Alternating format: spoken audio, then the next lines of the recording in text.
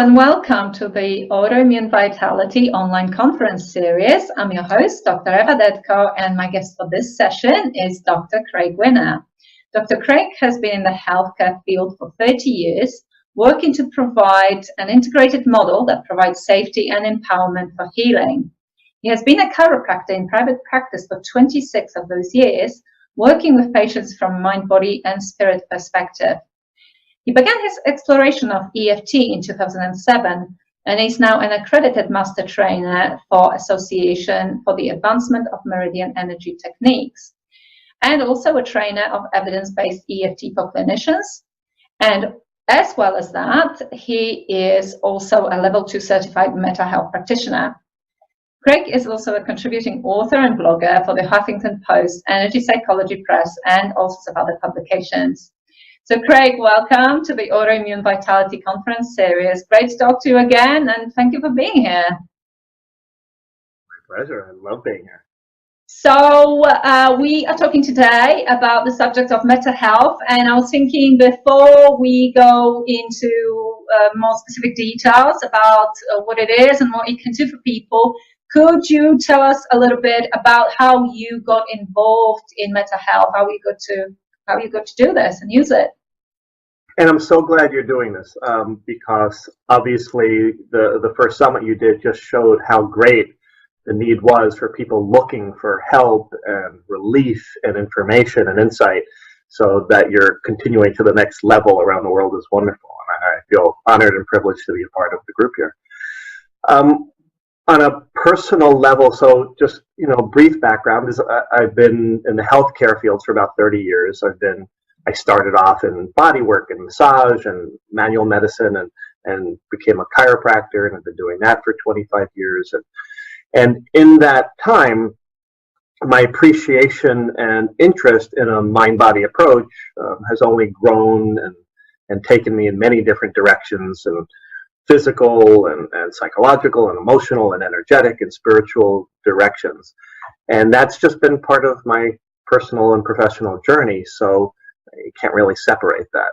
So it infuses how I see the world. It infuses how I work with patients. A neuropsychologist and I right now are working on this whole idea of what is a healing experience versus a healthcare experience.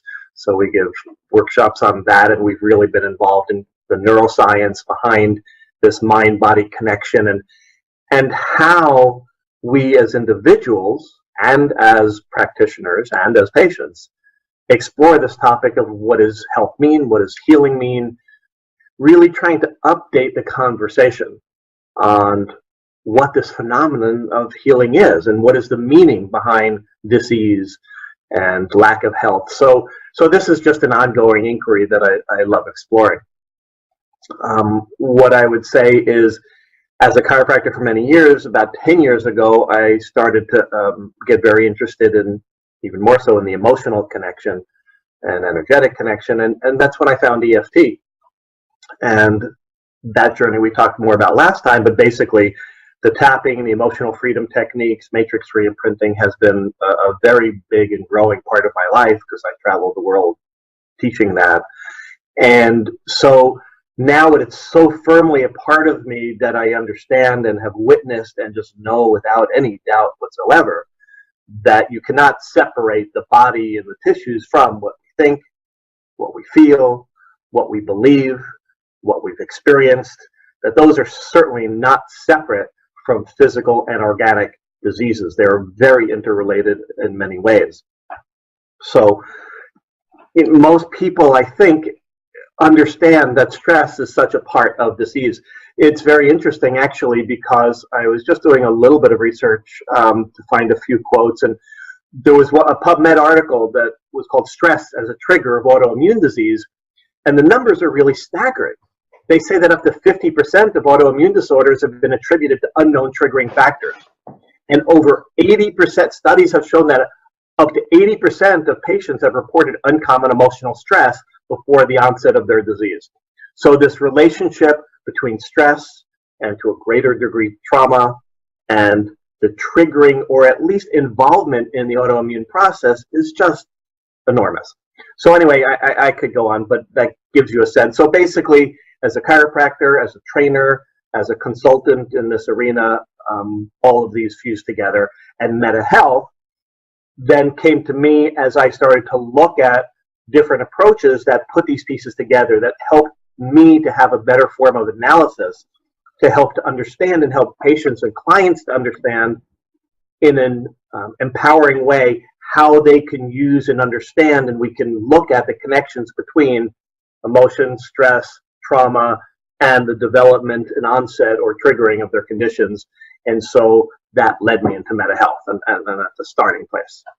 Yeah, I mean, thank you for that introduction, and once more emphasizing that we just cannot go on with this separatist approach that is still, very present, particularly when we're looking at conventional methods of treating, not healing, because healing is quite alien actually to conventional medicine anyway.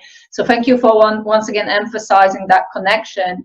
So tell me, as a chiropractor and an EFT and matrix reimprinting practitioner, how exactly do you bring Meta Health into your work? What exactly does that look like when you're working with patients and clients? Yeah, so that's a good question. And I want to answer that on multiple layers, just because some people come to me as a chiropractor for physical relief and given autoimmune, whether it's ankylosing spondylitis, whether it's rheumatoid arthritis, so mostly people come to me through my chiropractic doors for pain, right? That's the primary reason they come in. And I would say as an EFT, Meta Health matrix reimprinting practitioner, people consult with me for a variety of conditions. So it depends on how somebody walks in through my door about how I interact with them. But what I would say is in all conditions, it infuses my listening. It helps me to listen more specifically for that root cause involvement about where things may have begun. So let me give a little bit more. That'll help. So in Meta Health, we are always looking at especially in autoimmune conditions, the kind of meme that's out there is the body attacking itself for autoimmune conditions. And I think, and Meta Health would say that's totally wrong. The body is always doing its best, given the conditions it has, to support itself. And the symptoms and the conditions have biological meaning because they portray the way the body is attempting to overcome the challenge that they're facing, whether it's by creating more antibodies, whether it's by trying to slow down certain hormones so that we have to slow down a bit, or increasing the speed because of reasons that we need to increase our speed, or because, so in other words, what we say is the biological meaning, the body is always trying to move towards health and trying to overcome its challenges. So number one, just by having that understanding that is such a preeminent aspect of Meta Health, is it infuses that disease is not wrong, that pathology or name diagnoses does not say the body is bad and attacking itself. It shifts the entire energetic to say, okay, how is this somehow an attempt by your body of trying to serve what it's facing? How is it trying to assist you and help you, and maybe too much so, or maybe can't be turned off, or is having a challenge turning off once it started? So number one, it just influences how I see and how I listen and how I am with my patient or client. Okay, so that's one. Number two, it depends on how somebody comes to me and how open they are and interested in to understand and wanting to heal possible stress or emotion or trauma related events in their life that may have helped to contribute to the onset or at least the triggering or exacerbation of the condition. And that depends on the person. So if they're fully involved of like, look, I just want to understand, I want to make the connections, I want to be able to heal whatever I need to heal, then that's one person.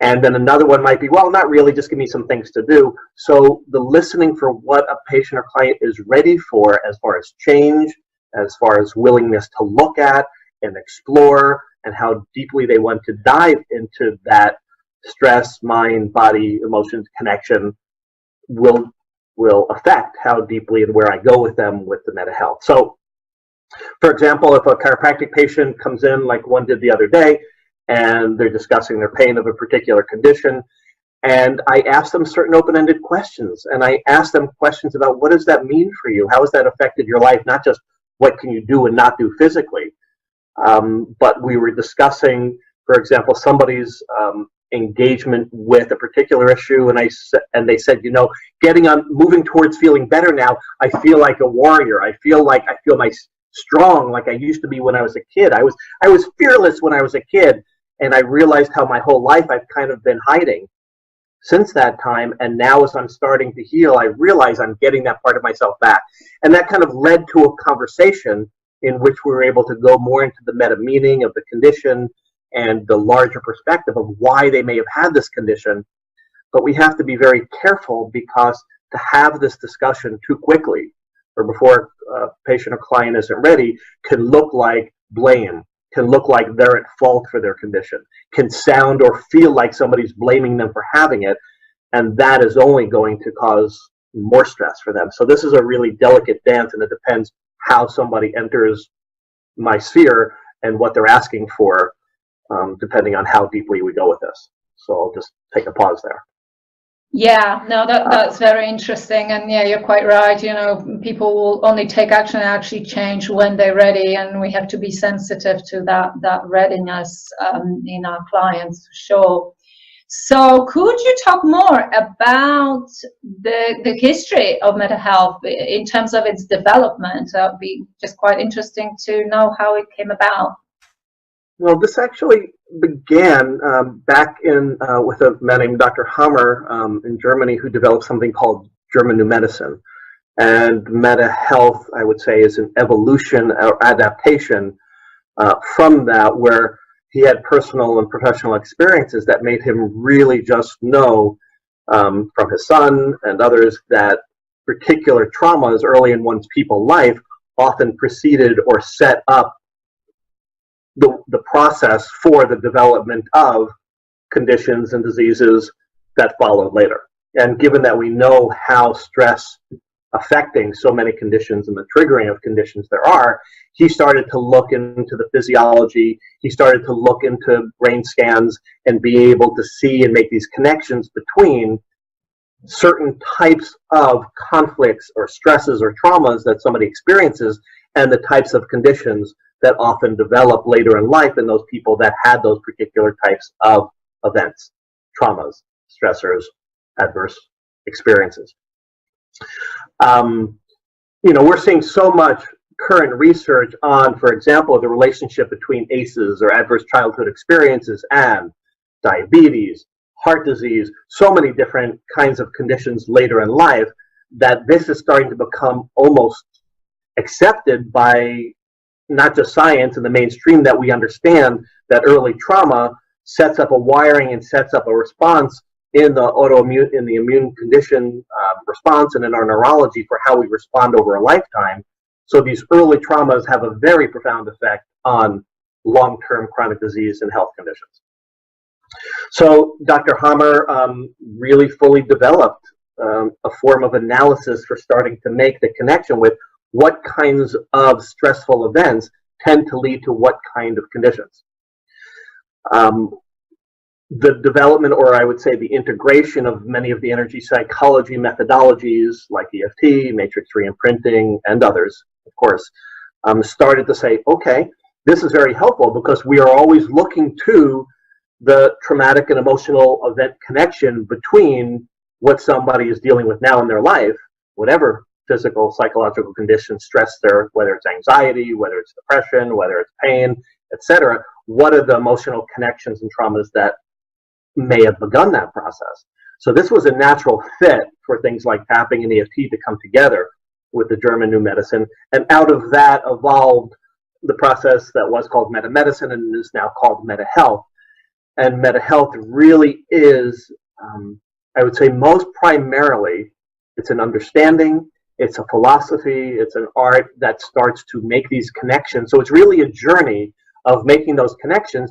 And then once those connections are made, there are so many various ways to be able to work with reducing the stress and trauma and beliefs that came from that might be, whether it's EFT, whether it's a doctor giving lifestyle advice, so in other words, once we start to have somebody understand the connections, the stresses, the triggers that trigger their symptoms, etc., there are many ways to work with and many professions that can adapt a mental health approach to be able to connect those dots for a person, to give that understanding and then assist them in unraveling the stressors associated with that. And certainly I think EFT and Matrix are profound ways of doing that, but they're certainly not the other ones, because there are lifestyle recommendations and dietary recommendations that will support change, and many other things as well. So I want to really say it's not proprietary to any one technique. It's a form of analysis. It's a form of exploration that helps to tailor the treatment and or interventions that are used to assist somebody in resolving the emotional root causes that affect the symptoms and conditions that they have. And so can we now go further and actually describe what is involved when we use this type of evaluation or analysis, as you said? Sure. Tell you what, this might be a good time to just use some slides. Is that okay? Yeah, absolutely. Okay. Okay. All right. So basically, what we're going to do is just talk a little bit about, this is really a taste for looking at a mental health approach for looking at the root causes of autoimmune conditions. So what I want to say first is when we look at, so the large worldwide organization is called the International Medicine Association, or IMA, and when we look at this diagram, it just begins with the place that says, the way that I put it as a foundational understanding is the body is always doing its best to heal. The body is always trying to move toward healing given the challenges that we've given it. And, many of the things that our body has evolved to have to deal with over time is the ability, when we think of it evolutionarily, is in order to survive, it needs to be able to get things. It needs to be able to get nutrition. It needs to be able to bring food, air, water, information. It needs to take in information and it needs to release information, if you just kind of think of our digestive system.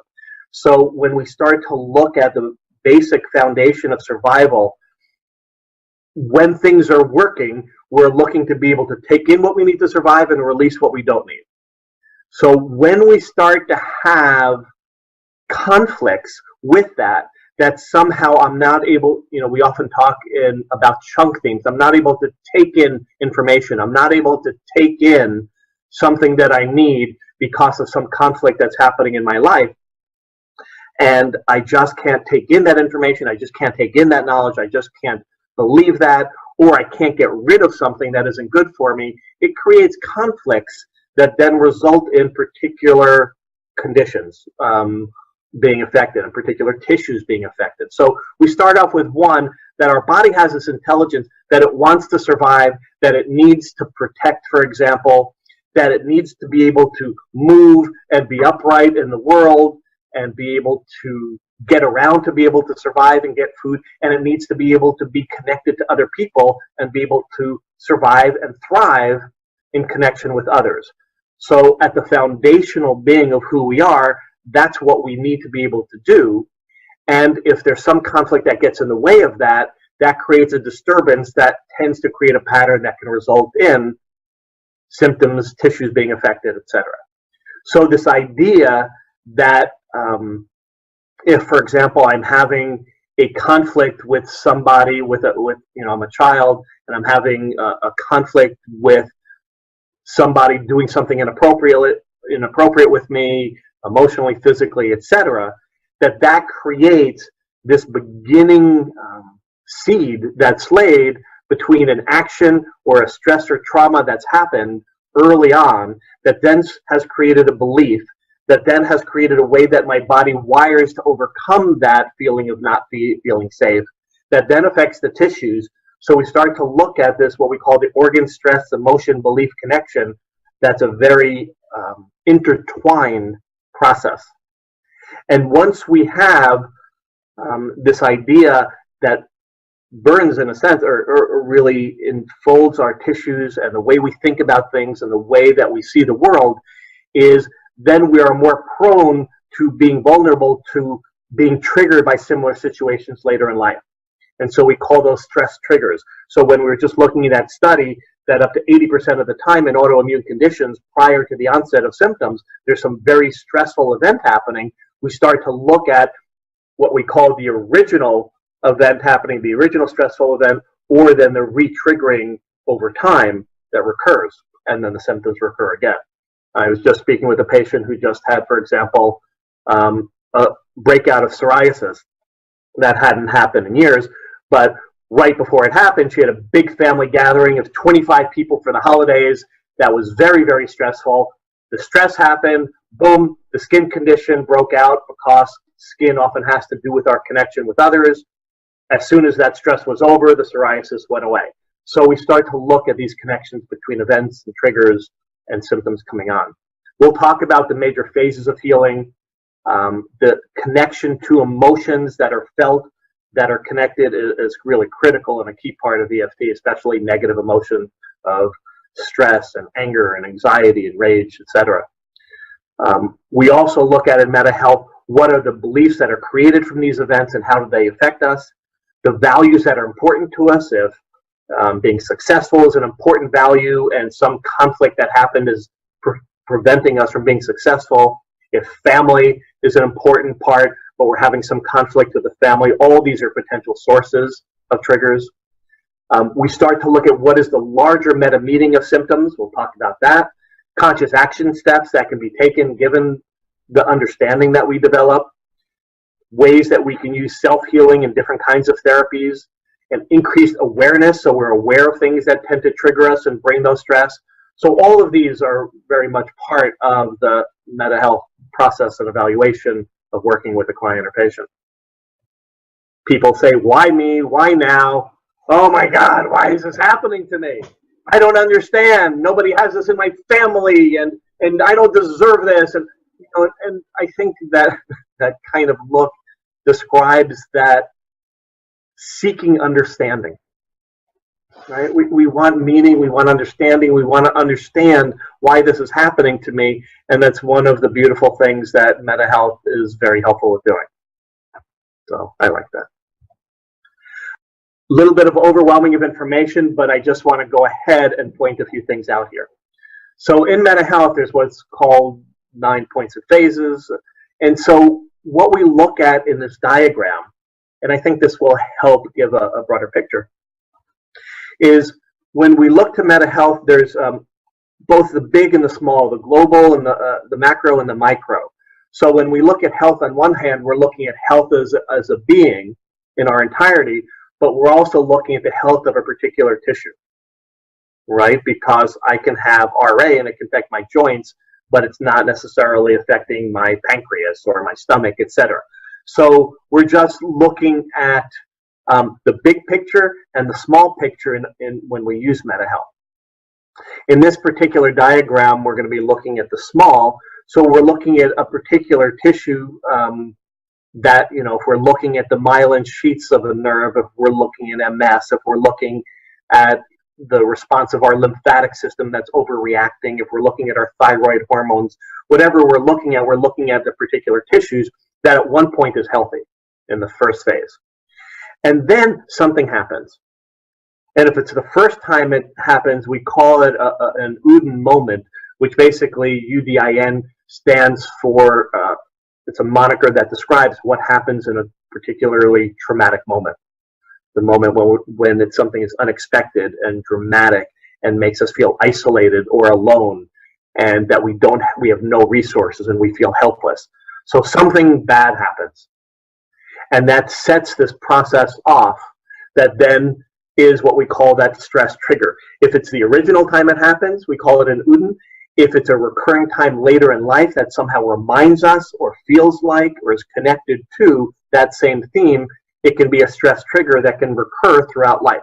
And I think so many people will find themes of those feeling helpless or not good enough or not able to, or they can't protect themselves, or these themes weave themselves into our life.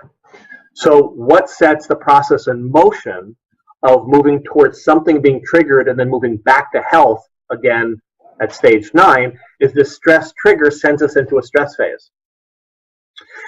And the stress phase, sometimes in different tissues and conditions, is felt and experienced as symptoms, and sometimes that stress phase is silent, and I'm not going to go deep into that right now. So that tissue moves through a stress phase, and then something happens that says, you know what, we can start moving toward healing this tissue now. That somehow the threat, the stress has dissipated, and the tissue can now start to move into regeneration. So there's some what we call regeneration trigger. Regeneration then has 2 phases, a phase A and B, of which there is usually some, although it may be very brief, healing peak.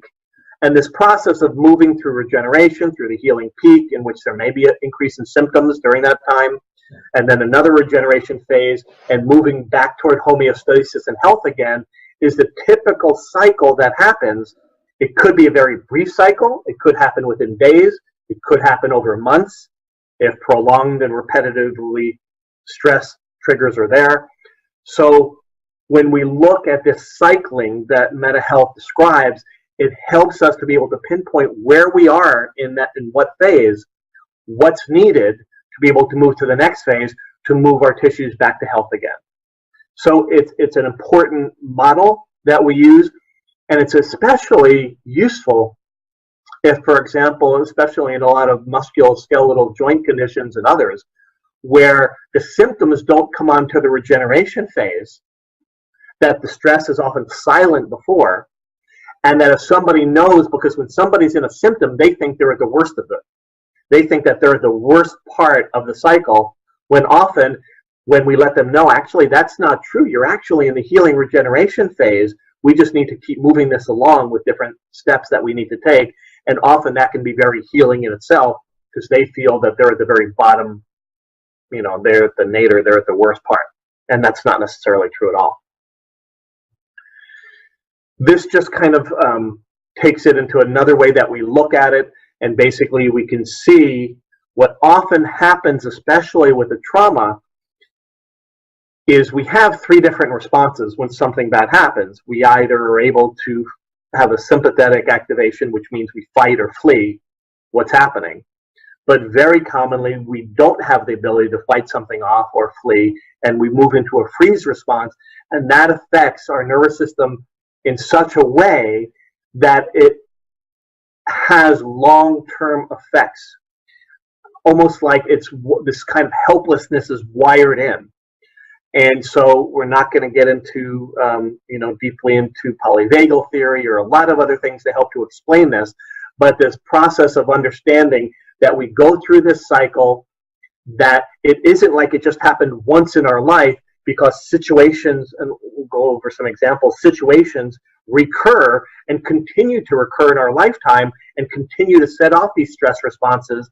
So just like in that study that said 80% of the time before an increase in symptoms, there's some significantly increased emotional stress, we can often see that those stressors have themes throughout our life and result in similar symptoms throughout our life, and we start to make those connections. As one example, there's so many different systems we can use in the body. I'll give a little bit of an example here.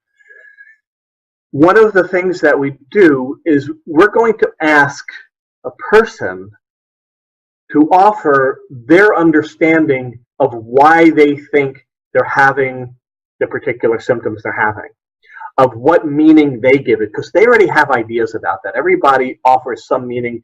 The meaning might be, first, the conversation may go into how it's affecting their life, right? I can't exercise anymore. I can't move anymore. I can't be intimate anymore. It's too painful. I can't.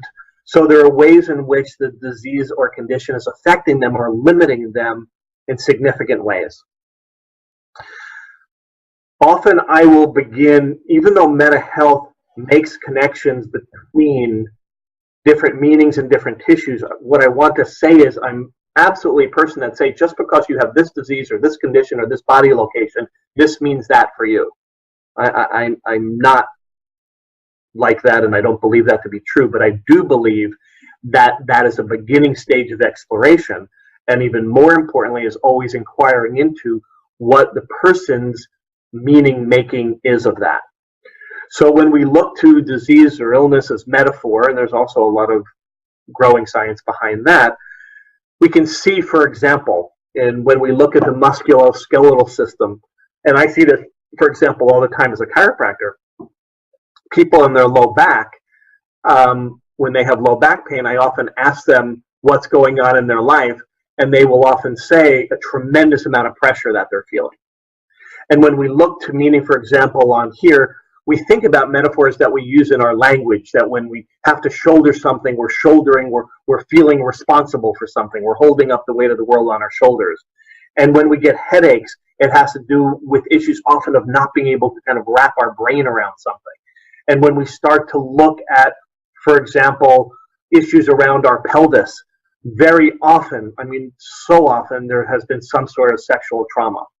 When we think about somebody that has, for example, thoracic kyphosis and is rounding over, it almost feels like they're surrendering and giving in, and there's a sense of shamefulness.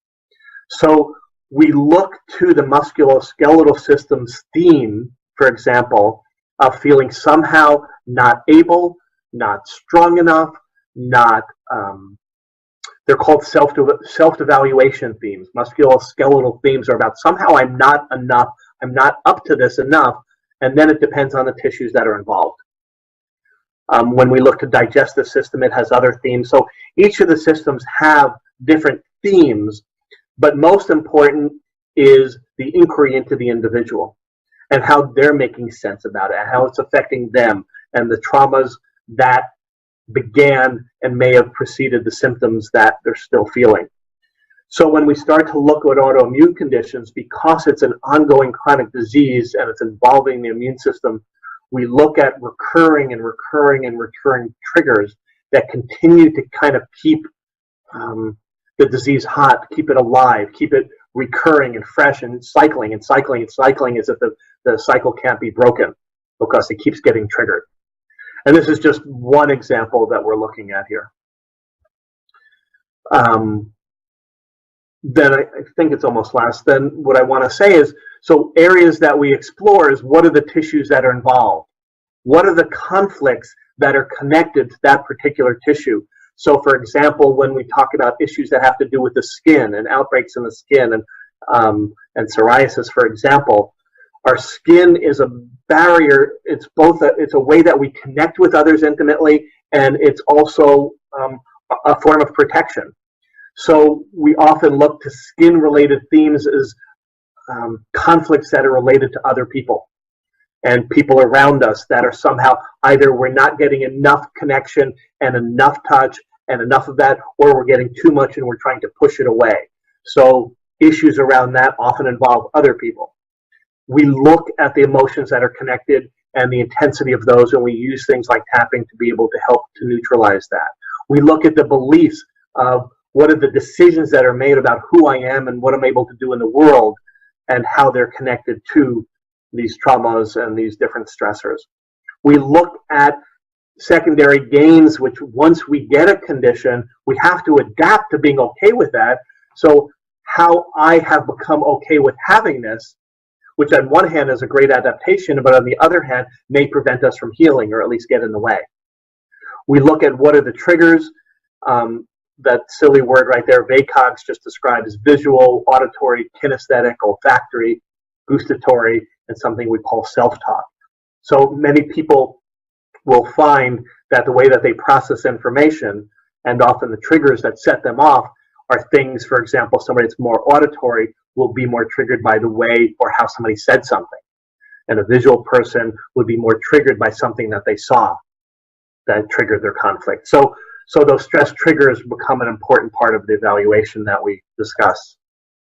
And then ultimately, as we start to get down to treatment or interventions, we look at all these pieces. We look again at what are the symptoms, what are the tissues they're affecting, what are the emotions, what are the triggers, what are the beliefs, what are the social things that so on both of these sides, are what are the things that trigger symptoms and the conditions, but also as we start to look at them and reframe them, what are those things that we can do to minimize those or actually move them to understand what, from a mental health perspective, what steps can we take to start to correct and heal. So I will stop sharing there so we can chat more. I know that was a lot of information, but it just gives you a little bit of understanding of the analysis, and I know we could go hours, but that's not for today. It's a fascinating concept, and one that most people will not be familiar with, because of course, as you touched on that, most people will be sort of receptive to symptoms they may be having, and at that point they will be freaking out that there's actually something seriously wrong with them, perhaps, and then the body is starting to break down. But actually, as you said, quite rightly so, the healing process has been underway, and it's just that at this point they are being aware of it more and then becoming symptomatic, but that doesn't mean that actually this is the start of a problem, far from it. So yeah, that's fascinating, because it's just a completely different way of thinking about it and processing it. It is. I mean, when we think, there are some ways that I think we accept it. We accept a raised temperature, of understanding that an increasing temperature is serving a purpose to fight something off, right? I understand, for example, that when a bone fractures, or even if we have a scar, that the body starts to lay down scar tissue, to lay down more bone in a movement toward healing and stabilizing. But if it's symptomatic, we might not like the symptoms, but it's still the body's physiology moving towards self-repair. If we've had conflicts early in life where somehow I'm not able to, or let's just say, for example, I'm so much on a hamster wheel, and I have a belief that my self-worth is involved and tied into doing, then we start to look at a way that the body may choose to try to slow that down is by, for example, decreasing thyroid hormone. So in other words, what can the body's physiology do to balance that extreme intensity that's out of balance? Or being too slow and lethargic, and I'm not able to do that, and I can't move enough, and I can't move forward, then it's almost as if the thyroid may pick up. So if we start to look to that meaning, and I want to be really careful, because I dance between, the medical world and a more holistic world, in a sense, that I think that when we put on the lens of understanding, that what I know is that when I see people heal, they put on a lens of understanding that gives meaning and makes sense of the pieces. That, narrative medicine helps us to make a person whole again by understanding what is the purpose. If I have a higher self, a soul, a part of me that's always moving toward healing, so that's something, a tip that I would say is, if I look through the lens that somehow these symptoms or this condition was moving me toward healing something, what does it do? It's having me slow down. It's having me stop. It's having me rest. It's having me speed up. Whatever that is, if I can start to say, you know what? I understand that. I wasn't doing that on my own, or something was stopping me from doing that, and this could assist with that process. I think that goes a long way in beginning this inquiry that can start helping us to understand the changes we need to make in our life, which sometimes can be radical, in order to really heal. But that's the key here. The key is to accept the body's intelligence. The key here is to accept that the body does strive to heal, and it actually strives for survival. So ergo, it's not going to do something to us to make us miserable, whereas actually a lot of the current thinking is still, as you said, this is the true also for autoimmunity, because a lot of people still perceive it as, this is me against my body.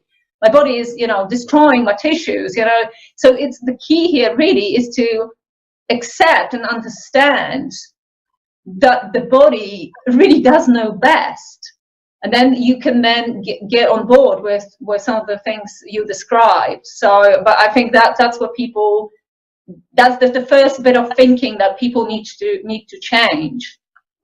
And that's hard when we live in a system, and I want to say, the allopathic medical system has done so much for health and well-being. I'm a huge fan in some ways, but especially regarding chronic disease and this model of, You're given a diagnosis. This is what's wrong with you. I mean, just that phrase is so particular. Okay, what's wrong with you, right? As opposed to what's right with you, and how is that trying to correct something that maybe you've experienced that you didn't want to, etc. So number one, we have to shift that paradigm that there's something wrong with us, right, which is a big one. And then we start to, how do we bolster and support those things that we're already doing well? How do we shift our framework? Because the way that a diagnosis, while a diagnosis sometimes provides answers and relief and reduces stress, diagnoses in and of themselves can be incredibly stressful. Okay, I used to have a mentor that was a physician that never used diagnostic language. He goes, "Oh, that thing with the tissue in your back and your spine," and he very consciously did not use Latin diagnostic terms, because somebody's not as stressed out if I talk about that something in the joints in the back and their spine, as opposed to that ligamentous, so that stenosis, that's at your L5, that's at, etc. When we use that language, it's fear-inducing. It's something like our body is doing something bad to us, as opposed to understanding, oh, that's why that happened. Okay, what needs to be done to either be released or healed or integrated about that? So yes, it is very much growing that understanding that our body is doing the best that it can, always moving us toward healing, and we need to be in partnership with that and collaboration and understanding and listening and being kind and compassionate to it, as opposed to, damn my knee, oh, I hate my knee, or whatever that is. That really just sets up an immune stress response that just promotes pain and dysfunction. Yeah, absolutely. And it, of course, goes back to this whole thing around if we have symptoms, they are there for a reason. We need to perhaps investigate that rather than just go out of our way to suppress them at all costs. And unfortunately, this is still the culture. The culture is, and even, when you said some things like having a temperature is accepted, but then there's still so many parents who, a child has a fever, the first thing they reach for is Calpol or something like that. I heard people say that they never go anywhere without Calpol. I mean, there's obviously that the culture is still very prevalent. But when we're talking about what we're talking about here is that if the symptoms are the messages and they are part of healing, we really have to be encouraging people to get a little bit deeper into the meaning and think twice before just suppressing them at all costs.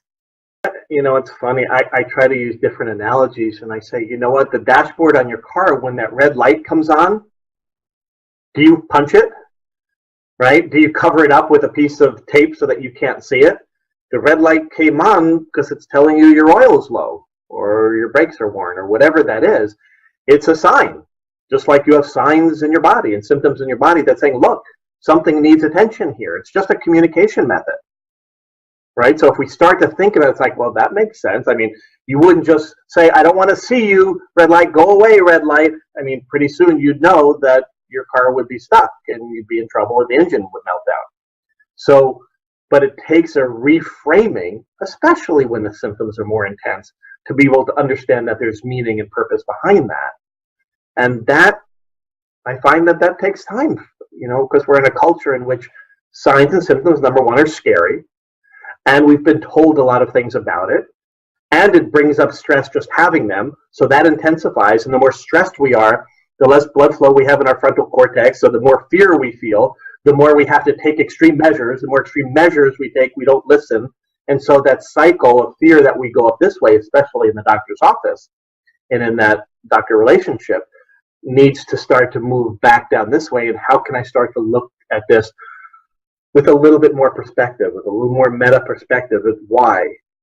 What does this mean? How do I start to come in touch with and understand those tissues? And often I'll use the simple explanation of, do you have a child? Or do you know a child? Do you have a child in your life? And they'd say, yes. And I'd say, if your child was having these symptoms, would you say, get the hell out of here? I don't like you. You drive me crazy. Right? You'd never treat a child that way. but yet that's the way you're treating your tissues. And most people relate to that. I mean, I've been there.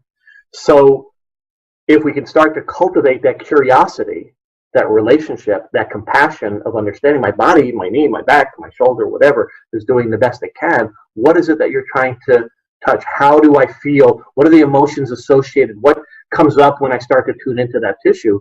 It is amazing, and I see this all the time, the kind of information and wisdom and insight that people get when they start to quiet down, tune in, and have a different relationship with those symptoms and those body tissues that starts to be able to, well, that's interesting. And then how you work with that is manyfold. But we have to shift that relationship, and that, I think, that's first. Yeah, absolutely. And as usual, we go back to self-compassion and self-love. And if you come from that place of just kindness and love, definitely you will probably have all sorts of enlightening information coming to you, because you're sort of opening up to your body, and your body will open up to you, rather than having that aggression and that hostility. So that's, yeah, very much that's what we need to be encouraging. It's all about self-compassion, and in fact, when we nurture ourselves, the body will heal. It's just how it is. So this is really great. A lot of food for thought, a lot of super information. And I just wanted to ask you, before we say goodbye, I'm asking speakers to just not necessarily on this subject, you can bring anything you want into this, but I wanted your top 3 tips for people with autoimmune conditions who are currently perhaps struggling, something simple that they can do to make some positive changes and feel that they're actually heading in the right direction. What would you say? So I would say, 1, if you're working with any kind of practitioner, and that can be any type, make sure that it's a space that you feel completely safe and heard with. Because healing requires, we know this now, it's not just a woo-woo concept. Neurologically and neuroceptively, feeling safe is an essential part of healing. So take a stand on that. You deserve to have practitioners, physicians, healers, whatever it is, that make you feel uplifted, that make you feel heard, that make you feel safe. You deserve that. And if you don't have that, it's really tough to heal. So that's 1. Number 2, I would say, and we touched on this already, is if you can start to find and cultivate some practice of adopting a sense of curiosity, less reactive and more curious when symptoms flare, when tissues are hurting, etc., or it's happening for your body. See if you can develop that kind of innocent curiosity. It's like, okay, I'm going to just close my eyes and be still here. It's like, what is it that you're trying to tell me? What is it that you're needing to yell at me about? Why is it you're having to speak so strongly to me right now? What am I not hearing? What am I not doing? What am I not remembering? What am I not? And not like a judgment part, but like, what needs to happen here? What do you need to share with me? What lesson is here for me with this? And that place of curiosity, that innocence, that beginning inquiry, I think is probably the foundational part for self-healing. And certainly, working with a practitioner has more form and more skillfulness to go beyond that.